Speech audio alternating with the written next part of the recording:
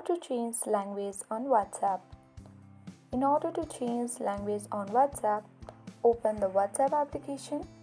Then make sure to sign in on your WhatsApp. You have to update your WhatsApp if you haven't yet updated your WhatsApp application from Play Store or App Store depending upon your device. So now you have to select the three dotted line at the top right corner of the screen, and on this drop down menu box select settings. Now once you get access to the settings page, tap on app.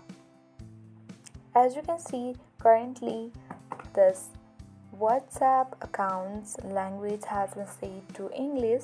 So in order to change language on WhatsApp, you can simply scroll down and select the language that you wish to change on WhatsApp.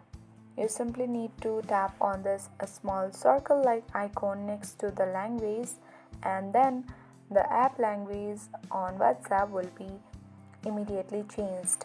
So in this way you can easily change language on WhatsApp. I hope this video was helpful for you. If it was, then make sure to hit the like button. If you are new to our channel, then subscribe it, hit the notification bell for more updates.